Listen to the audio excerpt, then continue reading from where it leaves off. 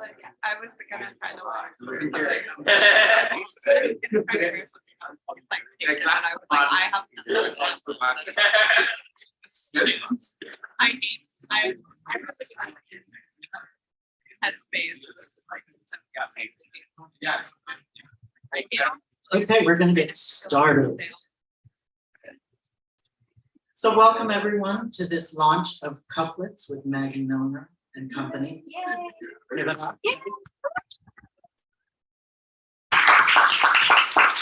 And welcome to the Bureau of General Services Queer Division. My name is Greg Newton. I am the co-founder of the Bureau along with my partner, Donnie Jokum. The Bureau, for those of you who don't know, is a government agency for a government that does not yet exist. And this is the service that we provide, is holding this space for queer culture. So we're an all-volunteer queer bookstore. We have regular hours, Wednesdays through Sundays from 1 to 7 p.m. And then we do lots of events in the evenings as well. And we always, actually this is the final weekend of Charlie Welch's show. And on Wednesday, we'll be having an opening reception for Slava Mikula's work, Analog Human Studies. And if you're not on our email list already, you should sign up for that at the back of the room, and you'll get an email every other Monday about our upcoming events. So as I mentioned, we're all volunteer, which means we're going to pay for money, which is what we do. So we have a suggested donation of $10. Give what you can if you can. And if you'd rather spend your money on books, that is a very legitimate way to support us as well. You can also send us money on Venmo at BGSQD, the letters that are all around you, everywhere you need. I'll pass that around. There's change in the bag. So I'm going to read a land acknowledgement before I introduce our first reader. So the Bureau acknowledges that our organization operates on the unceded land of the Munsee Lenape. We are actively seeking to partner with and provide material support to a local queer Indigenous organization. We hope to make an announcement about this partnership in the near future. And I know I've been saying this for a little while, but we really are working on it. But in the meantime, we encourage you to join the Bureau in signing up to make a monthly donation to the American Indian Community House's Mannahatta Fund.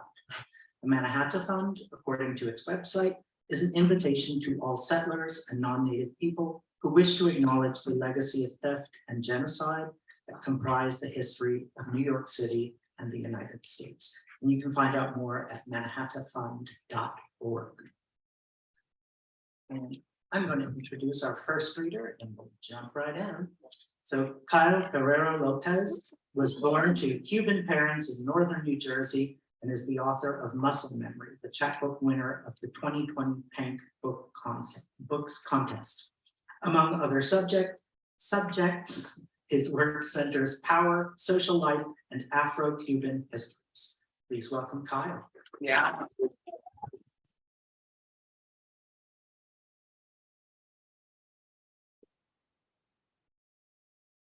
Hi. Hi. Let's see. Oh, Jesus. Great. Oh yeah, I'm like pretty bad. Oh, that sounds great actually. Okay. Thank you so much.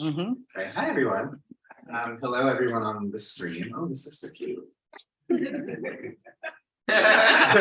So this chapbook, Muscle Memory, came out last year, so I'm going to start with some poems from it. Let's see. Just get right into it. And congratulations, Maggie. I'm really excited to be here supporting you in Couplets.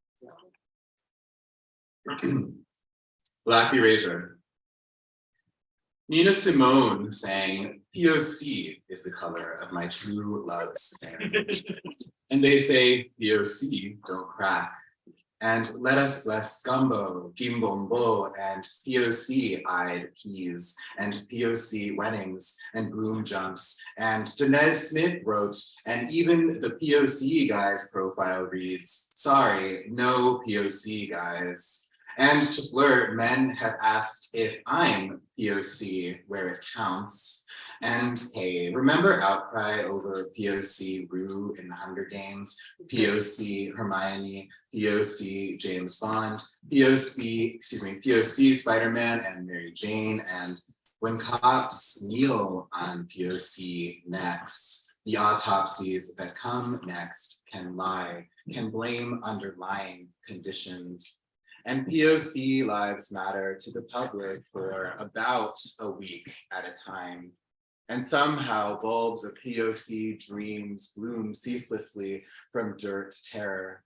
And there's at least 26 new ways of looking at a POC bird by now. All decide to. So chew on that, Wally Stevens. And did you know the lab made Bonta POC, one of the darkest known substances, absorbs 99.96% of natural light?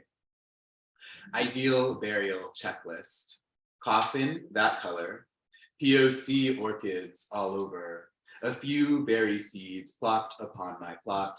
Some of the raz variety, most POC. And let there be medleys of essential POC tunes for y'all to throw ass to at the after party. And please change out those POC funeral rags into something fun, something that swans as you sway. And please pour them drinks high, but not so high you POC out. And pretty please, have fun. Remember that in all my POC ass life, I had a good time. Really, I enjoyed myself. Let me see what I read next. There it is. From an agnostic. Hostile talk of Santeria bites my ears like frost.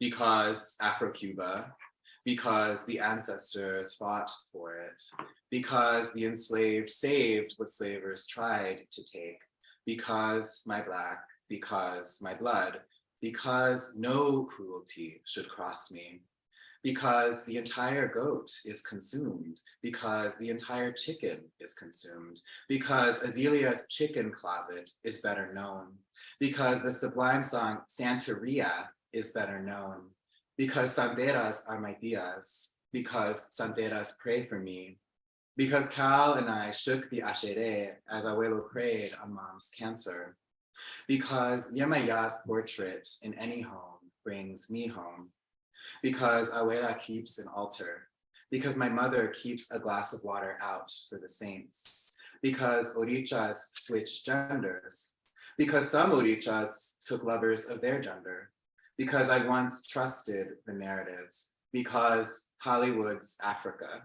because the Catholic Church, because blood must be seen for cruelty to be named, because only some are born clean, because history repeats, because history has mouths we speak through. And I'm just gonna read one more from the chat, and then I'm gonna read some new shit, if that's okay. Yay. Petty. Paying even 1 out of 6 subway swipes still feels wrong. As with any art technique, everybody's got their own fair dodge style. The difference between a two-step or stomp to techno throbs, or one supermodel's walk against another's. Asafe and I got caught once as we entered the train.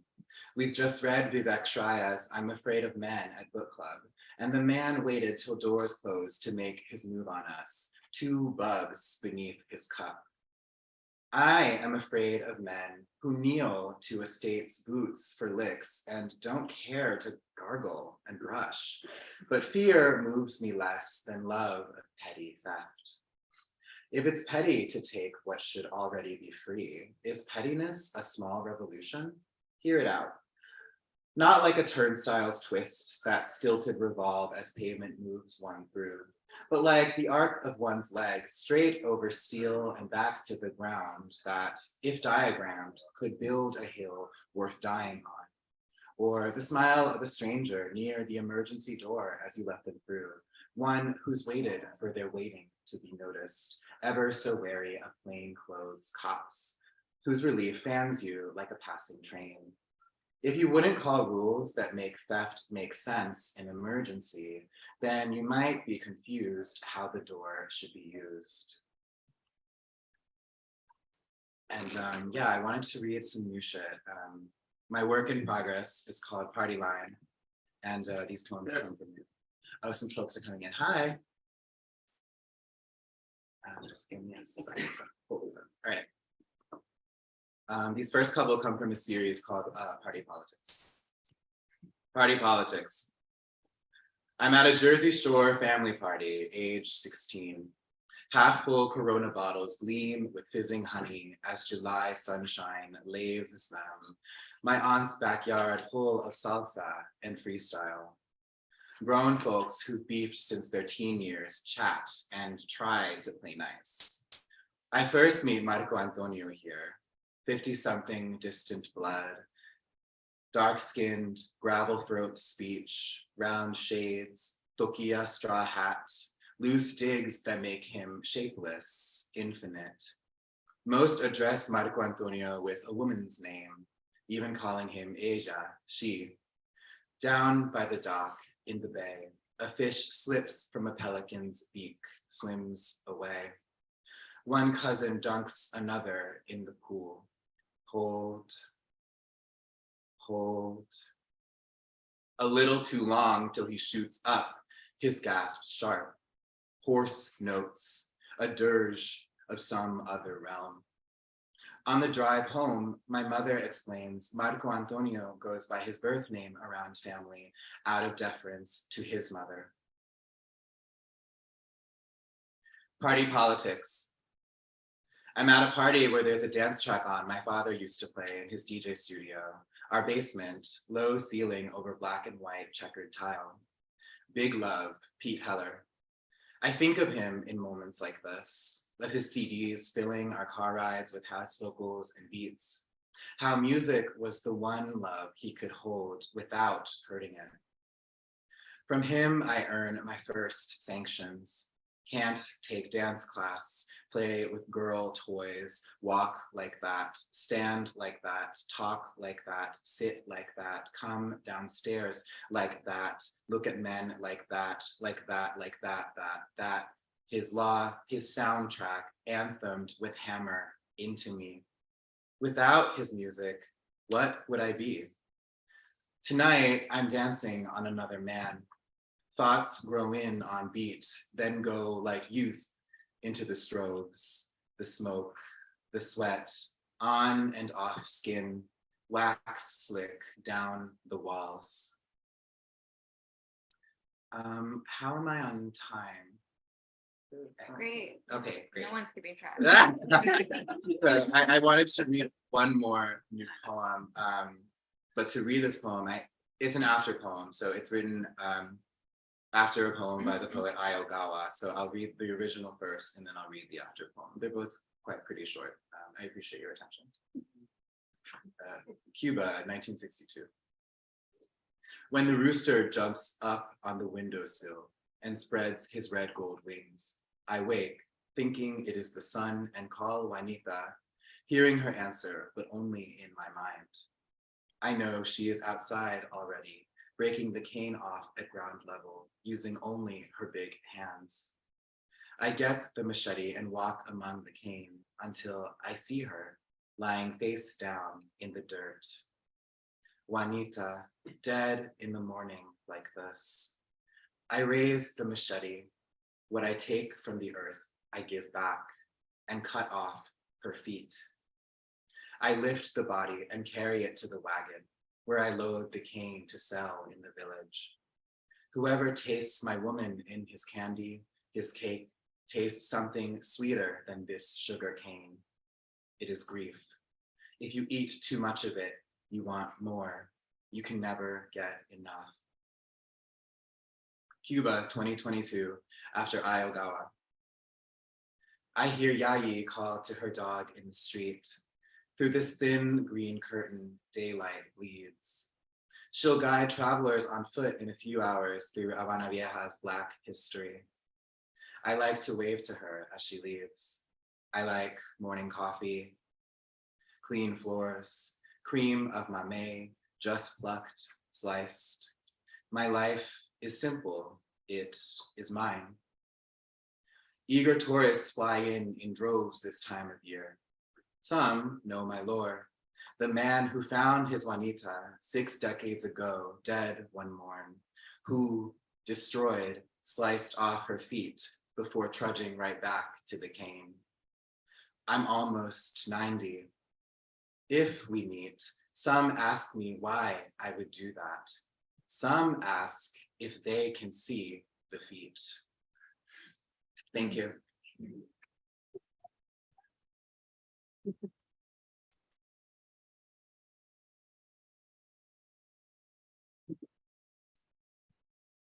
Elisa Gonzalez is a poet, an essayist, and a fiction writer. Her work appears in The New Yorker and elsewhere. She is the author of Grand Tour, forthcoming from FSG in 2023, and the recipient of a 2020 Rona Jaffe Foundation Writers Award. Please give it up for Elisa.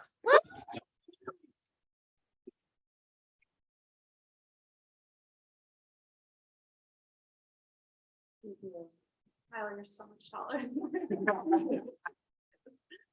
Hi, everyone. In terms of the, I feel like there's a spectrum between sad and sexy as far as poets go, and I'm definitely more into sad poet. Oh, I front loaded my sexy poems in honor of this first one is called Secret and Invisible Folds into the Visible, which is a line from Saint Augustine, to do some casual blasphemy. Lately, I have been lullabying myself to sleep with erotic fantasies. Familiar vision. My psychiatrist pins me against the wall of his office. Gold lotus print I recognize from the Met trembles beside my head. Calendar shakes too over her shoulder. It's January. As I pass into dreaming, a woman pushes me into a bathroom stall to reveal the black bootlace dangling from my vagina. This is how they control you, she whispers into me and presses the aglet's tip with a manicured thumb. The editor would delete all of this. It saved me from my propensity to humiliate myself in public. But I have a young man's mind deranged with desire.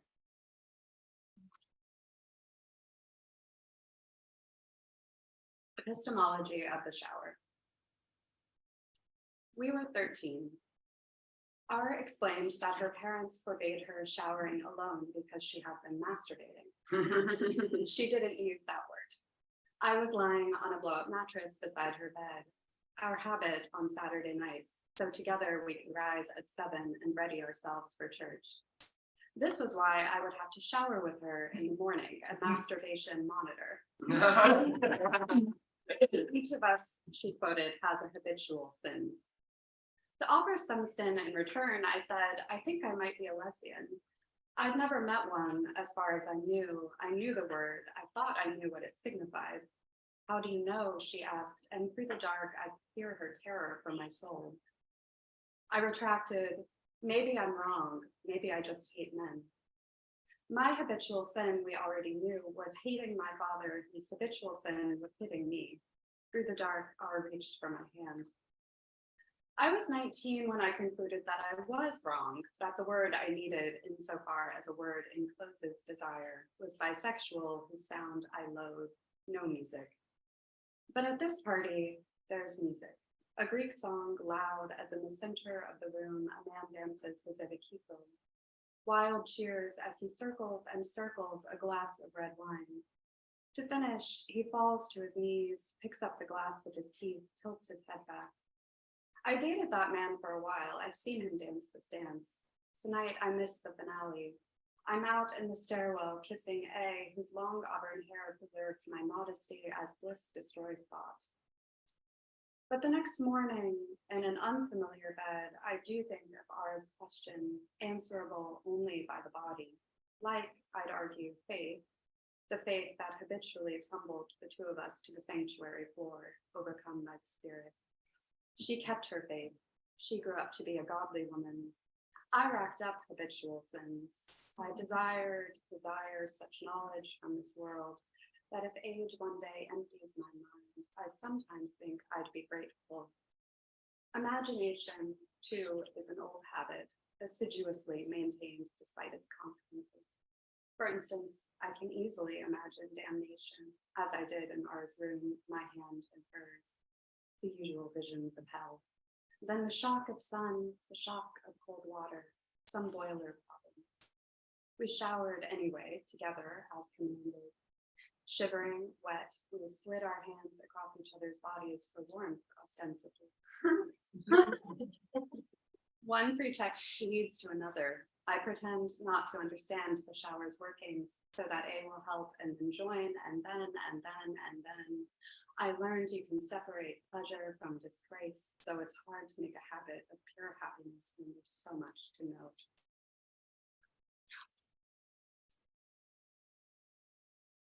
To my 24-year-old self. Sometimes you feel more intimacy with the woman who lives in the apartment opposite, 20 years older probably, though she looks barely 10, devoted to evading age, than with anyone stroked or kissed or otherwise handled. You sit naked on the white sofa, lights on, looking into her home, lights on. She paints her toenails, watches a black and white film, perhaps Hitchcock, There's a Woman with a Platinum Chignon. She applies a green mask, a cream, a mystery ointment. When you meet an older woman who resembles her enough, you do the obvious thing. That woman says after, "Don't ever leave me," but when you report to your friends, you change her words to "don't ever forget." Typical of us, the lie and the lie. Why couldn't you tell the truth? That's what I've come to ask. Not to her, to your friends. I can't remember why it embarrassed. Was it that she was old enough not to have bared her throat? Or was it shame at yourself for misunderstanding how well you were understood? It always comes back to knowledge with us, doesn't it? Maybe it doesn't matter. You'll think of this woman so often throughout the years that by some lights you'll have kept your vow. Now we move to sad. I'm going to read some more poems, and this one is called Notes Toward an Elegy, and it is set in The Cypriot sun is impatient. A woman undressed who can't spare the time to dress. So light, like a vitrine, holds even a storm. One day in the old city, a pineapple rained, and I'm on my way home from the pharmacy carrying my little bag of cures.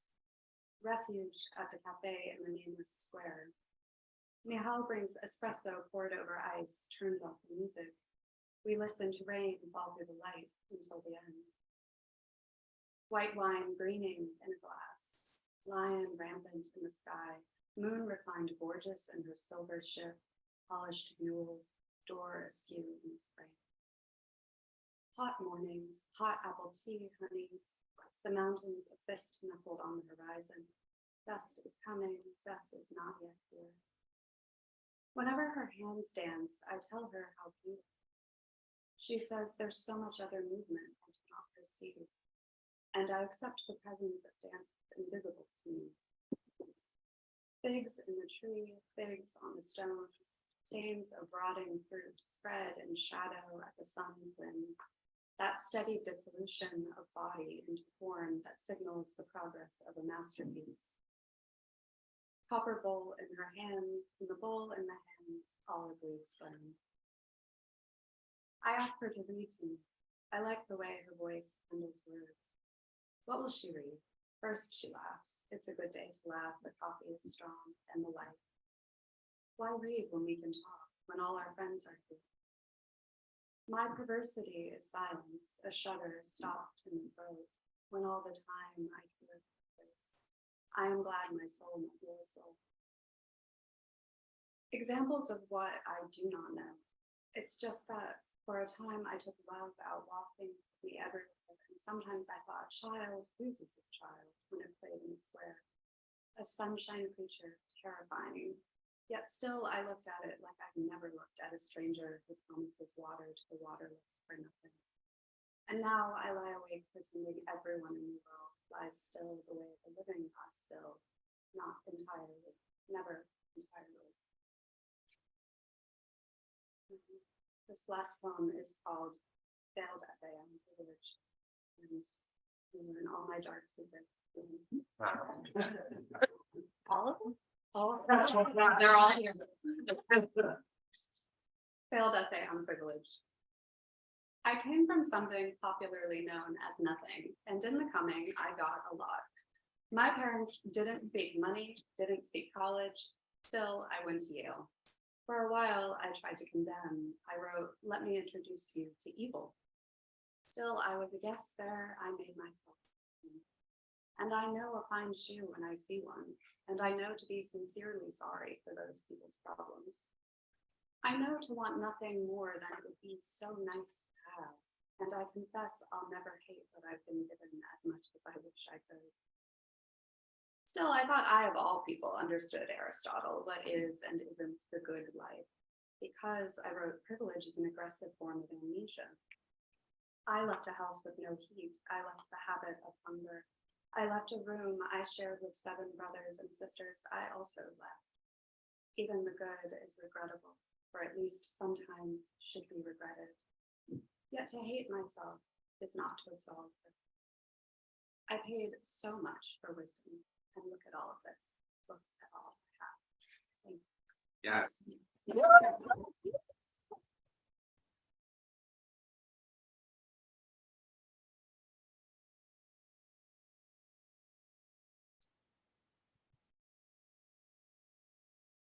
Next reader, Kay Gabriel, is a poet and essayist. With Andrea Abi-Karam, she co-edited We Want It All, an anthology of radical trans poetics. She's also the author of the poetry collections Kissing Other People or The House of Fame, and A Queen in Bucks County. Please welcome Kay Gabriel.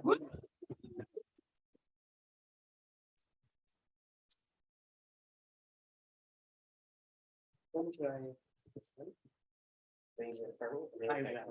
bless. Great. It's always so hard to do that when you're standing in front of it. Maggie, congratulations. It's wonderful to be here. It was so cool that Anaki fucking your session read our books together.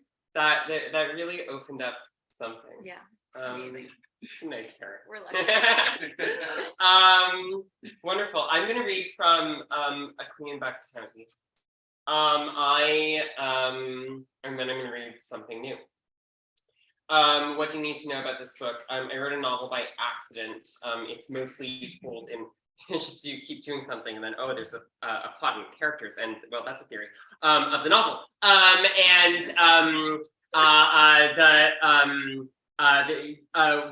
do you need to know about it? It's told mainly in letters. The author of the letters is named Turner. His life is coextensive with mine.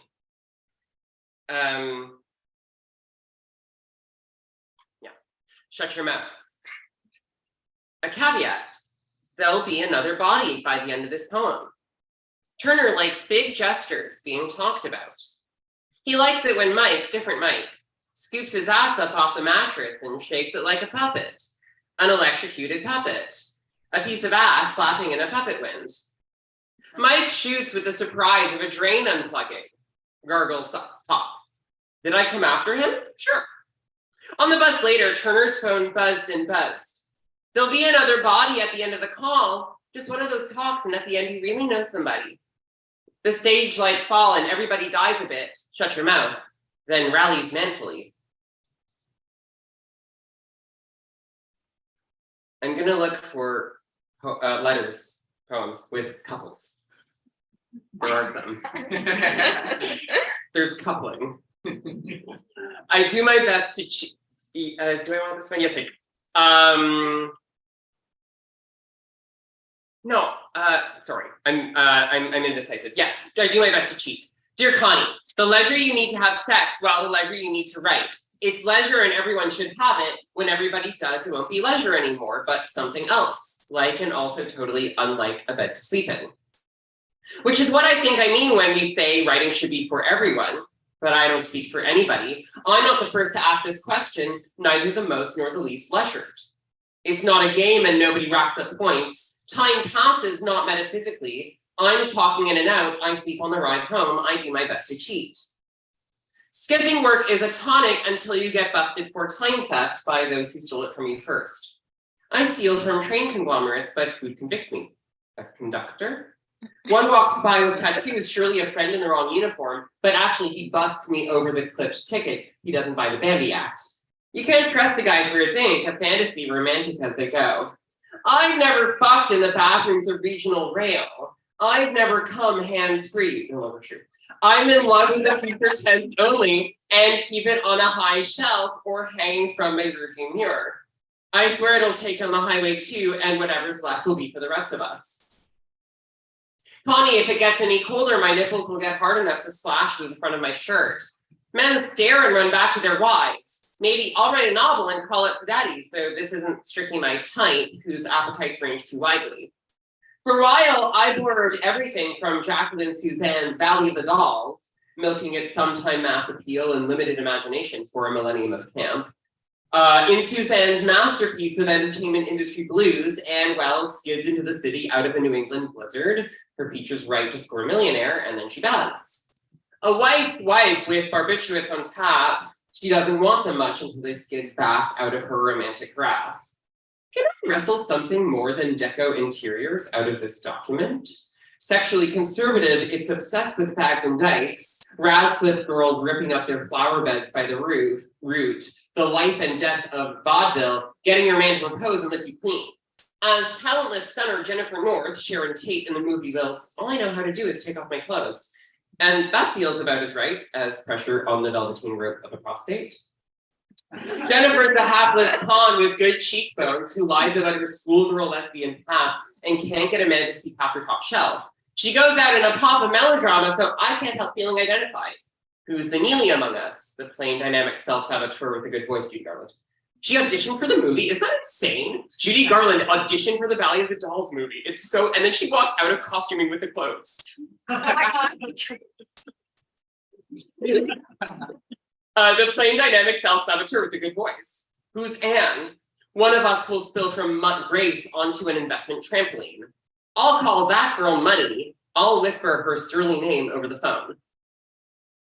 Back to Sharon and what she knows how to do. The dads take them off for me. I think in profile, I'm probably pretty cute, though I don't know what they see when they look at me. Someone slight and accommodating.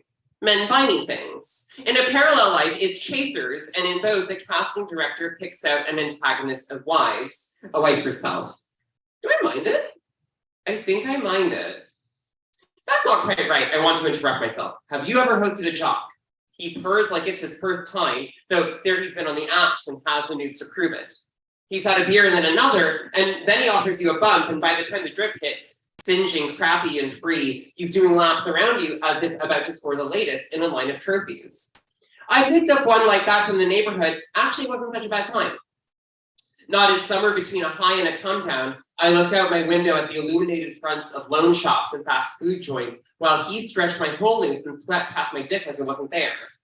Stuck on the soundstage for a Little Shop of Horrors, a Lower East Side with a low and busted ceiling for a sky. Did I match him grunt for plaintive grunt?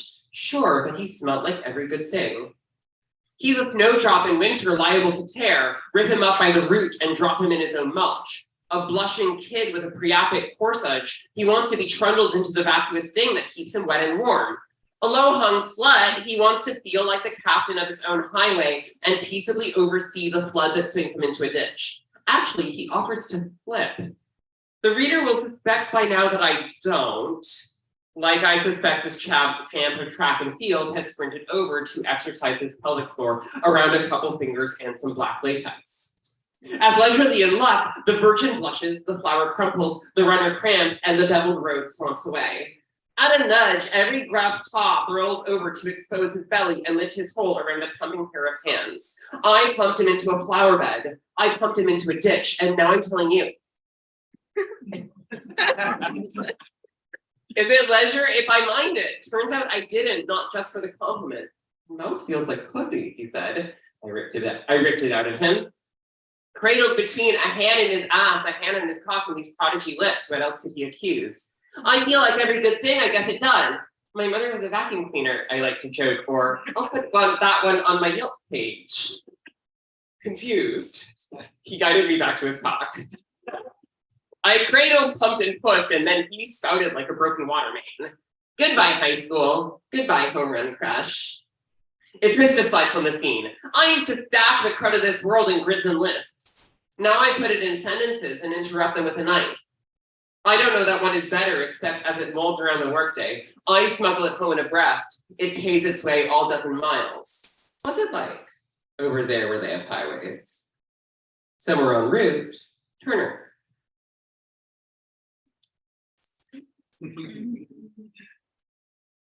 I'm going to read from an actual novel in progress that I'm actually writing on purpose. And we'll see how it goes. The novel is called Doll Food. It was nice to agree so much with Aaliyah, whose years of formal training on the left had rendered her sometimes combative. Even laid out in the back of a cab, she could fight, but we weren't fighting. I think we were holding hands. Earlier that night, we had stroked the skin on each other's forearms like sisters or lovers. Her hair, nearly in ringlets, reminds me of my sister's. Once I called it a mullet, and she said, "It's a shag." It's the kind of hair that lovers like to play with, piled in a tower or pouring off a bed. Sometimes we sleep in the same bed like sisters. We made out at a party once, but we're not lovers. We were just high. You can be lovers with your sister, though it doesn't appeal to me. It makes me feel like a preteen jerking off in a staircase, or a school teacher whose fantasy life torments her unless she forgets it, or a man with a gravelly voice squeezing out his cravings in a little room obscure to himself. He doesn't know where the flesh falls on his body or how he looks to the bored, scared twink who's fleecing him for cash. It's the other side of town, like Mascot somewhere, to fucking your brother. I have a lot of experience fucking my brother. In this case, a man 3 years younger than me I met in a park. I was 26 and he was 23. And when he fucked me, I was his sister who came from school and found him reading my diary and beating off in my room. We didn't do a great job of working out the scenario, but no worse than a porn video plotline might have presented it. One that would have labeled me his stepsister and hid the fun behind a sheet of plexiglass. "Fuck, sis," he'd say. "What are you gonna do to me?" The script we worked out gave me a lot of power, and I spent the sex surrendering it to him. "What do you call each other?" Aaliyah asked when I tried to explain it to her. "You have to use sentences that nobody would say," I said, "not brothers and sisters who actually fuck. Probably if you were really my brother and you found me sleeping naked in your bed, we wouldn't talk, we'd just fucking feel grateful. If I had a pussy already, I'd guide your fingers into it. Then I'd grab you by the forearm and hold, so you'd know how often I thought about it, maybe once or twice a day. I wouldn't have to say, 'Thank God you're my brother who fucks me.' You'd just fuck in the dark and figure out what to do after. You'd only say that to the camera, to establish how twinned you are to the other person on set who, except for being thin and wicked, doesn't look anything like you. Behind the camera,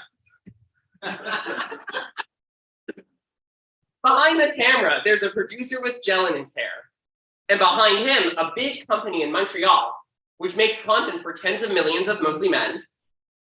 Some fraction of whom will see you feigning sleep and asking if mom and dad are home. No? Good, we can use the whole house, and then you do. I haven't actually shot that scene. I've just practiced it a lot. Thanks.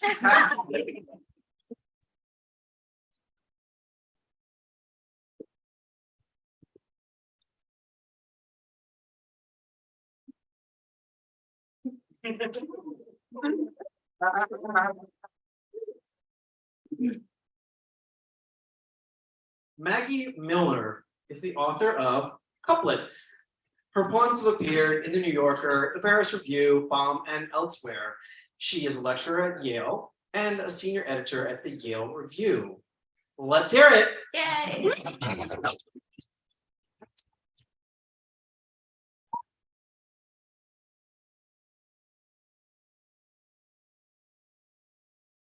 Great. Perfect. Thanks everyone for being here. This is the last event on my tour, and I'm so happy it's over. Ending. But I'm especially happy that it's ending this way. I was like, okay, it's the last event of my tour. I'm just gonna extremely selfishly curate a roster of people whose work I want to hear. Yeah. So it was mostly kind of just for me. But thank you, Elisa. Thank you, Kyle. Thank you, Kay. Those were amazing poems and novel. Yeah, and I'm gonna read actually like some poems that I've done something like 17 events in the last couple of months. So I'm just gonna read some poems that I don't usually read, which is fun for me. And actually, usually it's all very self-explanatory. It's in couplets, whatever. If you hear a he, that's the narrator's ex-boyfriend for whom she's left for a woman who's the she that you may hear. So those are the other characters other than the I. Okay. I'm gonna read kind of like a chunk chronologically. I'll pause between sections. They don't have individual titles. So thank you everybody for being here. Yay. Couplets. I tried to stay away from her, could not. I'd turn to J or T and say, today's the day it stops. Nothing right should feel this dirty, nothing real this quicksilver and fanged. I kept thinking of that show, My Strange Addiction, which was enjoying a comeback among my peers in those months, despite its cancellation years before conceptual depravity and total exploitation of its cast. Reality TV seemed newly relevant, I guess, as life itself grew ever more fictitious, perpendicular to time.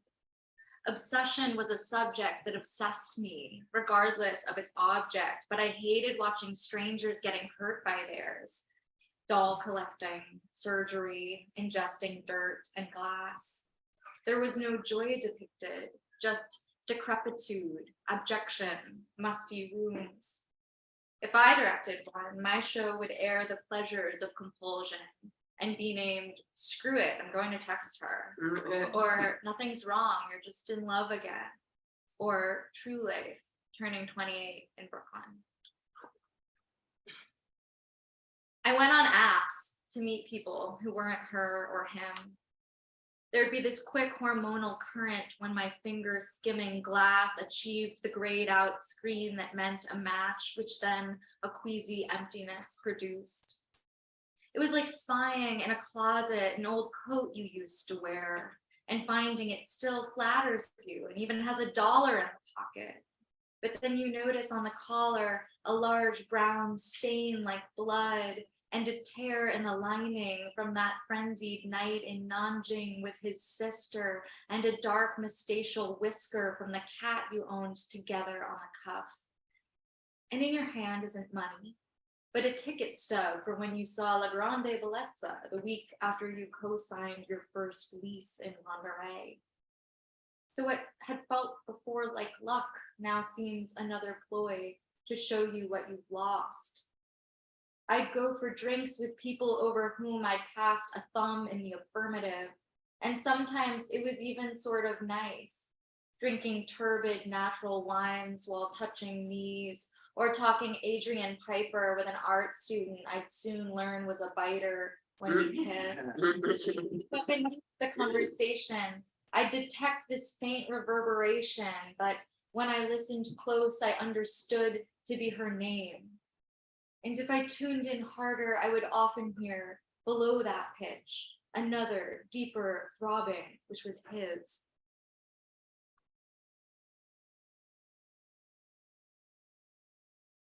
Her job was taking other people's prose and coaxing it to coherency.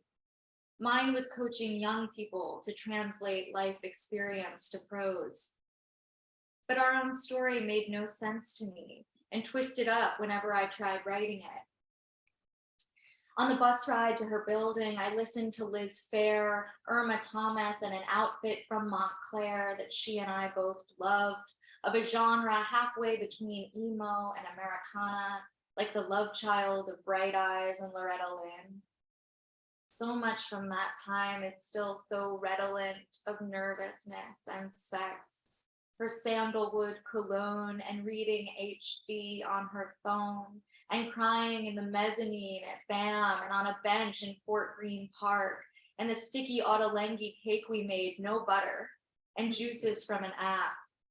Rebecca West, the comforter we patched to stop it drowning us in goose down every night. Soylent, cunnilingus. Saragina, before all the Sturm und Drang. The quaver in her voice when she first sang the song that afterward became the anthem of our romance, named after a book of letters, named after a fervid, almost painful shade of red.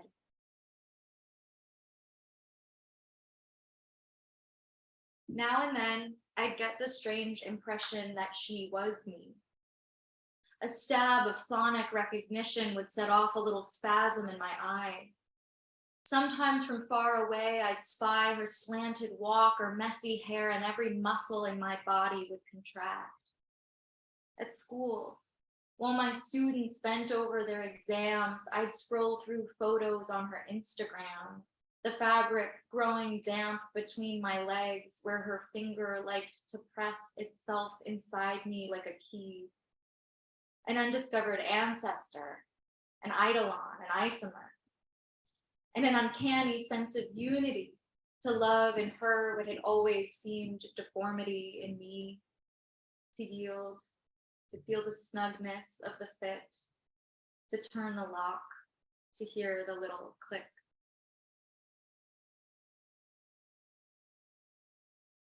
Other times, I could feel myself become him.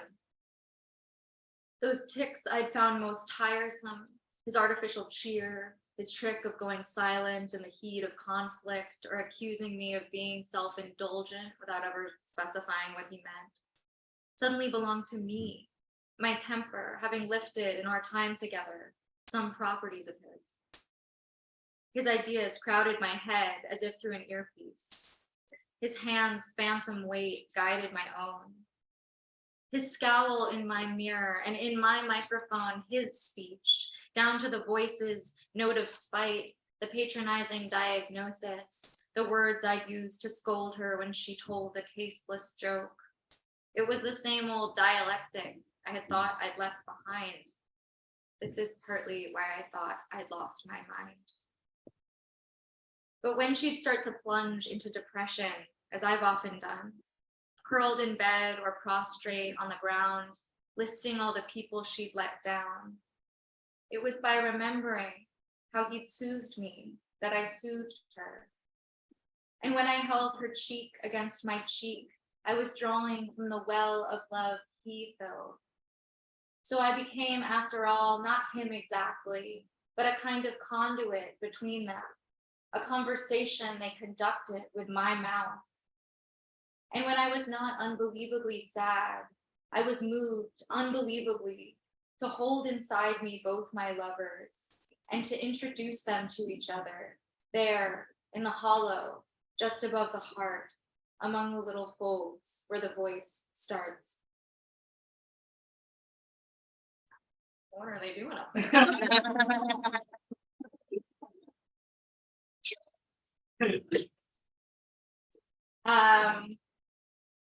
Tune it out. Gotta focus on me.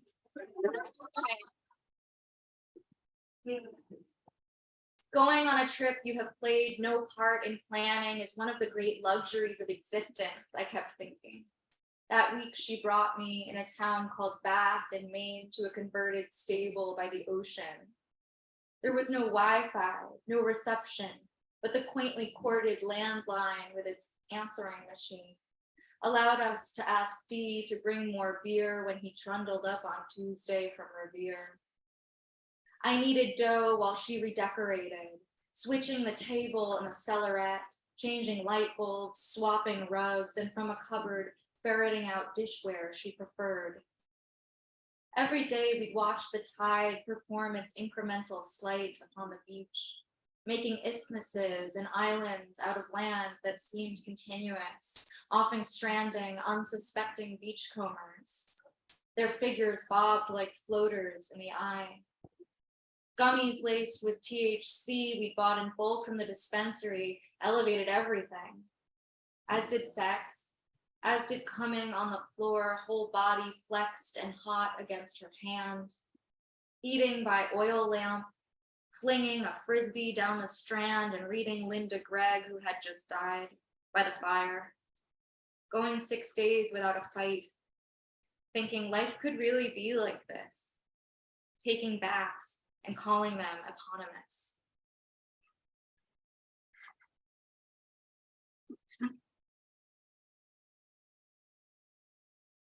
Okay, so nothing lasts. The proof of life is in the aching.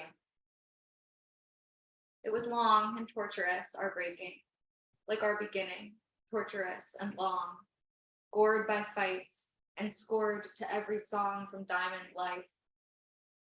I hope someday an archivist will pull our texts out of the nuclear detritus to display. This is the sentimental stuff, they'll say, of Homo sapiens. And in one, I praise the wild face she made in sex. In others, we share travel plans, Trieste, Taipei, hiking hut to hut around Lake Como. Broke, we looked at maps instead in Soho. Every conversation ends in arguing on some familiar theme, saying versus doing, money versus wealth, and whose was whose. What to do about the virus in the news if one day it spread to North America. Her tongue, my groove, her ex, my grudge, etc. And at the root of all the fundamental conflict we could never see enough to interdict, which had to do with lust and power and belief, with who at any moment held the leash, the upper hand. So when just blocks from where we jabbered about Middlemarch the year before, in a living room in Bed-Stuy with our playlist on, she finally said, I just can't give you what you need. It might have been the first time we'd agreed.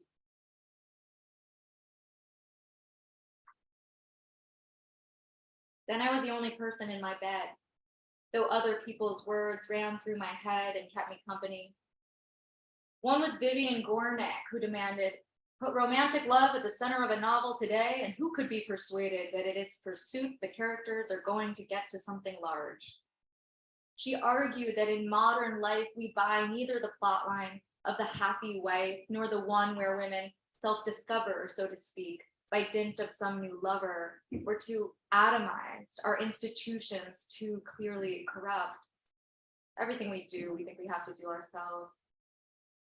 But she was speaking about prose and the theory that characters should actualize rather than transform as many times as time allows, as is the case in verse where there are barely any characters at all. In poetry, then, let me say that love has been, above all things, the engine of self-knowledge in my life. And even after everything, is still what makes the rest worth suffering.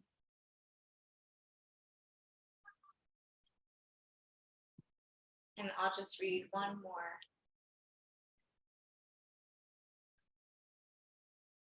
Thank you all for coming.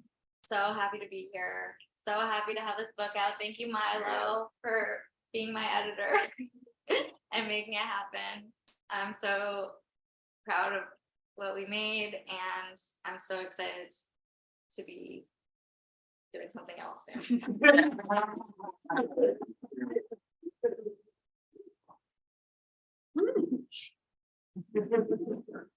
Cold, ecstatic, walking through the breezeway to the perfume shop where I was a habitué that year, which sold fragrances with biomes as their names, insisting that the body was a place where events occurred rather than a thing to which they happened, to say nothing of the cause of such events.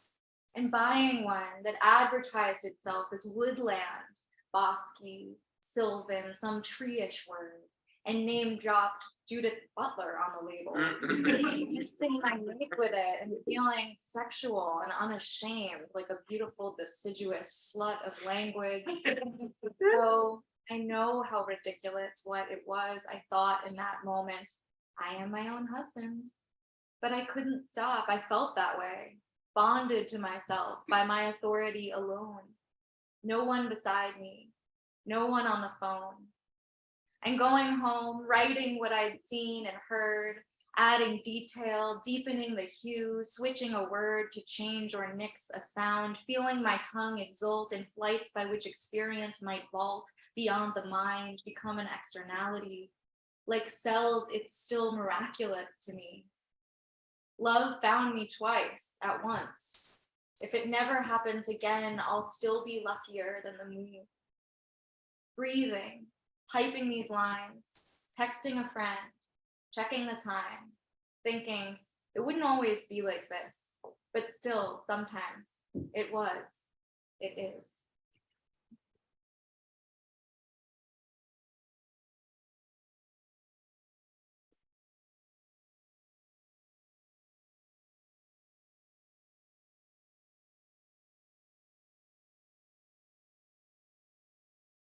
For everyone, there are books at the back.